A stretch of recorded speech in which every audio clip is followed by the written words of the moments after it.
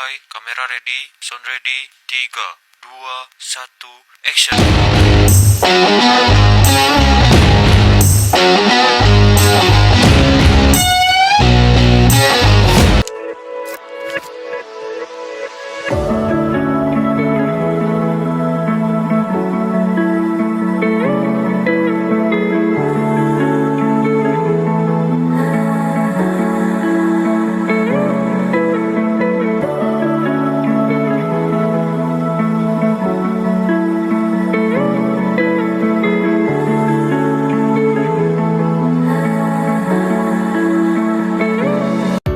Hai teman-teman, pernah nggak sih kalian kepikiran bagaimana caranya hewan dan tumbuhan itu bertahan hidup?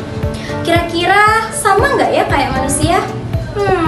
Terus bagaimana sih mereka memperoleh suatu energi? Oke, daripada kita bingung, yuk kita bahas. Tumbuhan dan hewan sama-sama memerlukan energi untuk dapat bertahan hidup, sama halnya kayak manusia nih. Tetapi di antara tersebut ada sedikit perbedaan, yang mana perbedaan tersebut terletak pada cara memperoleh energinya. Tumbuhan memperoleh energi dengan cara menyerap cahaya matahari, yang mana proses tersebut dinamakan proses fotosintesis. Dalam reaksi fotosintesis, semuanya berawal dari daun nih. Nah, di dalam daun ada sel khusus yang mengandung zat hijau yang biasa kita sebut dengan klorofil. Nah, klorofil inilah yang nantinya akan menyerap cahaya matahari sebagai bahan utama dalam proses fotosintesis. Saat sinar matahari mengenai daun, tumbuhan akan menyerap karbon dioksida dari udara melalui pori-pori kecil yang disebut dengan stomata. Di saat yang sama pula, akar tumbuhan akan menyerap air dari dalam tanah.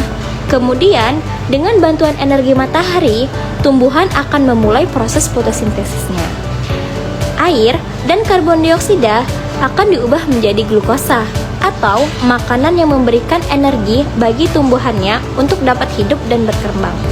Jadi kesimpulannya, dalam proses fotosintesis, cahaya matahari yang diserap akan diubah menjadi suatu energi kimia dalam bentuk glukosa. Nah, glukosa inilah yang nantinya akan digunakan dalam proses respirasi seluler untuk menghasilkan suatu energi berupa ATP atau adenin trifosfat. Kalau hewan, beda lagi nih teman-teman. Kalau hewan itu memperoleh energinya sama kayak kita, yakni dengan mengkonsumsi makanan. Hewan itu termasuk makhluk heterotrof, yang dimana mereka tidak bisa membuat makanannya sendiri. Jadi makanan yang mereka konsumsi itu adalah makanan yang mengandung karbohidrat, protein, lemak, yang dimana akan dipecah dalam saluran pencernaan yang akan menghasilkan ATP. Jadi hasil akhirnya itu mengubah glukosa menjadi ATP. Hal ini juga dijelaskan dalam hukum kekekalan energi, yang dimana energi tidak dapat diciptakan ataupun dimusnahkan, namun energi dapat diubah bentuknya. Hukum kekekalan energi juga itu bersangkutan dengan fotosintesis tumbuhan dan juga pada hewan, di mana pada tumbuhan itu menyerap energi cahaya yang diubah menjadi energi kimia atau glukosa. Begitupun juga pada hewan, di mana energi kimia akan menjadi energi mekanik, energi panas, dan juga energi listrik. Adapun struktur ATP atau adenin trifosfat yang terdiri dari 3 bagian utama. Yang pertama ada adenosin, di mana merupakan gabungan dari basa nitrogen adenin dan gula ribosa. Yang kedua ada gula ribosa, adalah gula yang berkarbon 5 dan menghubungkan adenin dengan gugus fosfat. Yang ketiga ada gugus fosfat, di mana terdiri dari 3 gugus fosfat yang berderet. Ikatan antara fosfat kedua dan fosfat ketiga adalah ikatan energi tinggi yang dapat diputuskan untuk dapat menghasilkan energi.